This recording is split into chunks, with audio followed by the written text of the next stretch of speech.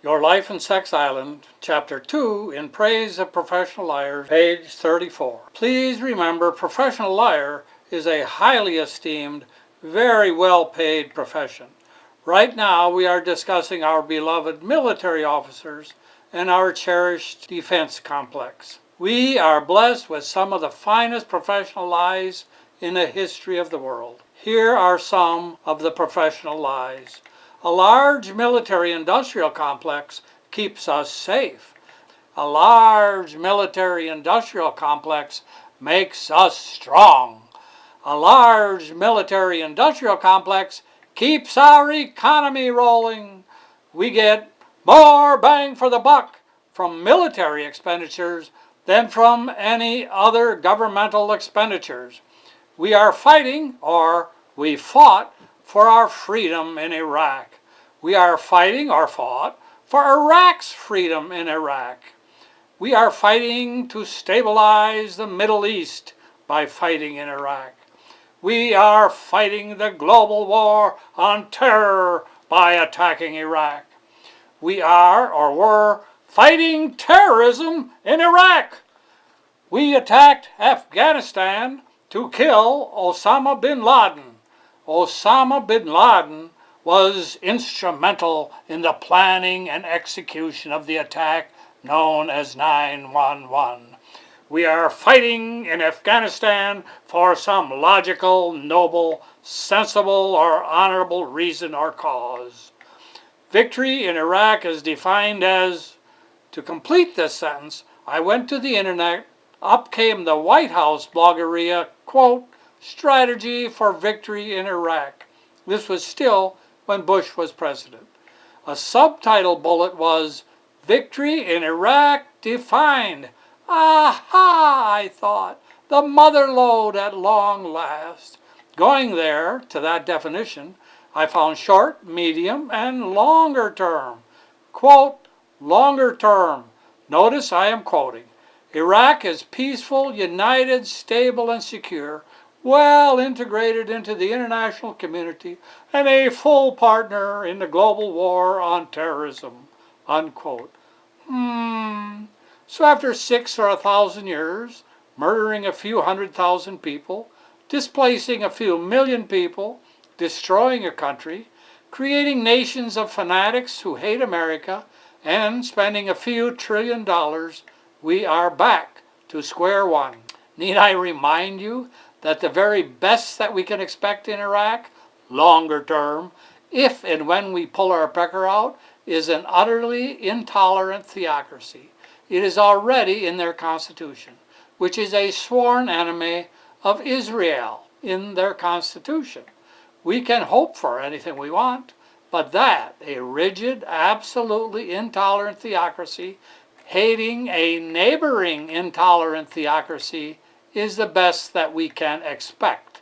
So, victory in Iraq is defined as returning to pre-9/11 conditions with a different dictator.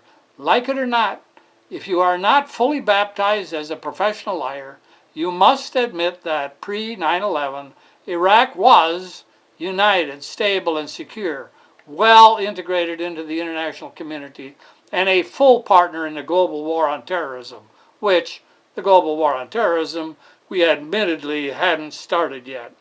Saddam did not get along well with, he did not tolerate, and he did not like extremists or terrorists. For many years he was our ally, our client, and our supporter. I personally would not have liked him, but Reagan and Bush 1 certainly did. Next lie. Iraq, Saddam Hussein, had something to do with the attack known as 9/11. Osama bin Laden had something to do with the attack known as 9/11. Yes, he probably was very happy with the success of the attack, but that is far different than having something to do with it. Here's another lie. We didn't know that the attack known as 9/11 was coming. Saddam Hussein killed his own people, implying that he was not our friend and ally at the time, and that we did not aid and abet him in the killings. Bush, too, has signed off on 155 state killings in the United States and certainly killed more Iraqis than did Saddam Hussein. We must have victory in Afghanistan. I went on the internet and Googled victory in Afghanistan, 7/30/08. Joy, joy, joy. I found that John McCain has a comprehensive strategy for victory in Afghanistan. Bountiful, bigger, better, beautiful, bellicose belligerency. That is the one thing in which he has been consistent. He loves war. Then I was shocked to see how far behind the times I really was. Quote, coalition forces, including many brave Afghans, have brought America, Afghanistan, and the world its first victory in the war on terror, unquote. That was President George W. Bush, Tuesday, June 15, 2004. What a fool I am. I was searching for definition of victory in Afghanistan when it already happened more than 4 years ago. And now it's 14 years ago. Scary. Here's another victory. Quote, apparent Karzai victory in Afghanistan, a big win for democracy, unquote. That's by the American Forces Press Service, Washington, October 28, 2004. We are piling up victories. This one just 4 months after President Bush's big victory, as reported by our own propaganda service, which I pay for. Here's another victory in Afghanistan from the Heritage Foundation. It's an even earlier victory, 14 years earlier. Quote, February 20th, 1990. Please notice that I am quoting. Consolidating Victory in Afghanistan by Phillips, James A. Heritage Foundation Professional Liar. I added that. The Afghan Mujahideen freedom fighters scored a great victory when their fierce resistance forced the Soviet Union to end its 10-year occupation of Afghanistan at the cost of 1,200,000 Afghan lives. The Moscow puppet regime survives largely because of the 250 million to 300 million every month from Moscow. End quote. God, Moscow was getting off cheap compared to us. While we are here, keep this in mind. We, you and I, the American taxpayers, are sending billions of dollars, probably more than 10 billions. The amount is classified. Our employees think that we are too stupid and unpatriotic to know how much money we spend. Or were, from 79 to 89, sending billions to the Mujahideen, holy warriors, freedom fighters who are indistinguishable from the Al-Qaeda and the Taliban. Remember this now because it can get confusing.